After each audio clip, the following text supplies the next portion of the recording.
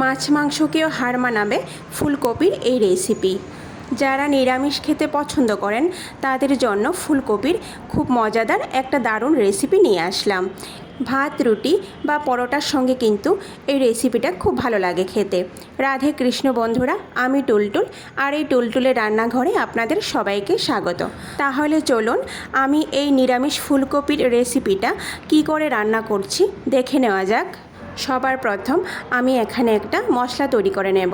তার জন্য আমি এখানে একটা টমেটো, 1 ইঞ্চি পরিমাণ আদা আর 1 মুঠো কাঁচামরিচ নিয়ে নিয়েছি। এবার এই সবগুলো মশলাকে একসঙ্গে পেস্ট করে নেব। ঝাল কিন্তু আপনারা আপনাদের পছন্দ মতো দিতে পারেন। এখানে আমি একটা মাঝারি আকারের ফুলকপিকে মাঝারি আকারে টুকরো করে কেটে নিয়েছি। 2টা বড় সাইজের আলুকে এইভাবে মাঝারি আকারে টুকরো করে কেটে নিয়েছি। এবার সবজিগুলিকে ভালো করে ধুয়ে নেব।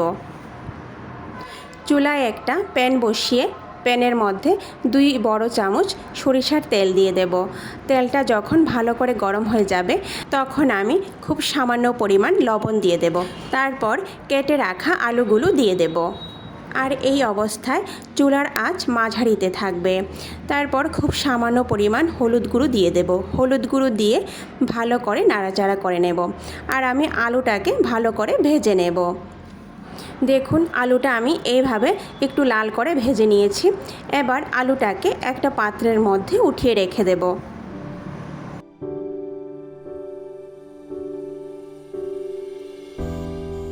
আলু ভাজার পরেও কিন্তু অনেকখানি তেল রয়ে গেছে।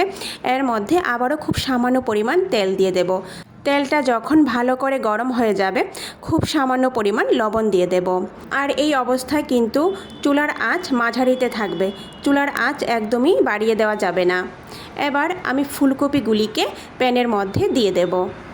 বন্ধুরা, আপনারা চাইলে কিন্তু আলু আর ফুলকপিগুলিকে একসঙ্গেও ভেজে নিতে পারেন।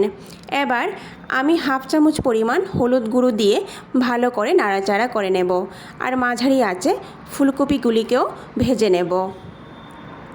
দেখুন, ফুলকপিগুলি কিন্তু এখানে আমার ভাজা হয়ে গেছে।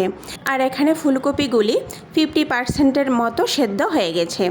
এইভাবে আমি ফুলকপিগুলিকে একটু লাল লাল করে ভেজে উঠিয়ে নেব। প্যানের মধ্যে আবারও 2 বড় চামচ সরিষার তেল দিয়ে তেলটাকে ভালো করে গরম করে নিয়েছি। এবার একটা শুকনো লঙ্কা আর একটা তেজপাতা ফোড়ন দিয়ে দেব। 1/2 চামচ গোটা জিরে ফোড়ন দিয়ে দেব। গোটা মশলাগুলিকে একটু নাড়াচাড়া করে নেব।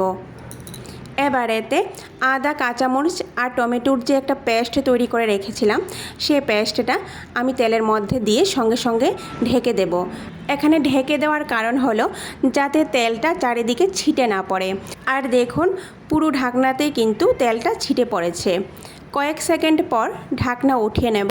ঢাকনা উঠিয়ে মাঝারি আঁচে আমি মশলাটাকে 2 মিনিটের জন্য ভেজে নেব। তাতে কি হবে, মশলার যে একটা কাঁচা গন্ধ থাকে সেটা চলে যাবে। এবার আমি এতে সামান্য পরিমাণ হলুদ গুঁড়ো, 1/2 চামচ পরিমাণ লঙ্কা গুঁড়ো, 1/2 চামচ পরিমাণ ধনে গুঁড়ো আর যে মিক্সি জারের মধ্যে আমি মশলা পেস্ট করেছিলাম সেই মিক্সি জারের মধ্যে 1/2 কাপ পরিমাণ জল দিয়ে মিক্সি জারটা ভালো করে ধুয়ে দিয়ে দেব। তারপর ভালো করে নাড়াচাড়া করে কম আঁচে 5 মিনিটের জন্য ঢেকে রাখবো। ফিরে আসলাম বন্ধুরা 5 মিনিট পর। এবার মাঝারি আঁচে মশলাটাকে আবারও 2 থেকে 3 মিনিটের জন্য ভালো করে কষিয়ে নেব। 2 থেকে 3 মিনিট পর মশলাটা যখন এইভাবে ভালো করে কষানো হয়ে যাবে তখন আমি ভেজে রাখা আলুগুলি মশলার মধ্যে দিয়ে দেব। নাড়তে নাড়তে মশলার উপরে যখন তেল ভেসে উঠবে তখনই বুঝবেন যে মশলাটা ভালো করে কষানো হয়ে গেছে। এবার আমি এতে 1 মুঠো পরিমাণ মটরশুঁটি দিয়ে দেব। মটরশুঁটি দিয়ে ভালো করে নাড়াচাড়া করে নেব। 1/2 কাপ পরিমাণ জল দিয়ে কম আঁচে 10 মিনিটের জন্য ঢেকে রাখবো।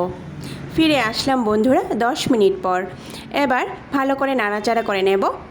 এখানে আলুগুলি কিন্তু 80% মতো সেদ্ধ হয়ে গেছে। বন্ধুরা, এইভাবে একবার ফুলকপির রেসিপি তৈরি করে দেখবেন। ভাত রুটির সঙ্গে কিন্তু খুব ভালো লাগে খেতে। এবার আমি একটা ক্যাপসিকামকে এইভাবে টুকরো করে কেটে নিয়েছি, সেটা দিয়ে দেব। আর ভেজে রাখা ফুলকপিগুলি দিয়ে দেব। আর এই অবস্থায় কিন্তু চুলার আঁচ একদম লোতে থাকবে। একটু নাড়াচাড়া করে নেব। তারপর স্বাদ মতো লবণ দিয়ে দেব।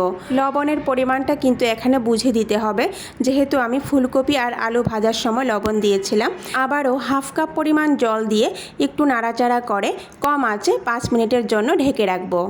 ফিরে আসলাম 5 মিনিট পর। দেখুন সবজি কিন্তু আমাদের অলমোস্ট হয়ে গেছে।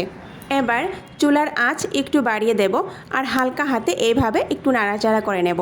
বেশি নাড়াচাড়া করলে কিন্তু ফুলকপিগুলি ভেঙে যাবে। একটা টমেটো এইভাবে টুকরো করে দিয়ে দেব। আর আমি কিন্তু টমেটোর বিচিগুলি ফেলে দিয়েছি। তারপর সবার শেষে আমি এখানে 1 প্যাকেট ম্যাগি মশলা দিয়ে দেব।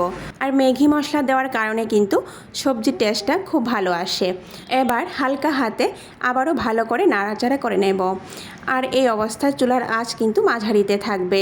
তারপর সবার শেষে 1 মুঠো পরিমাণ ধনেপাতা কুচি দিয়ে দেব।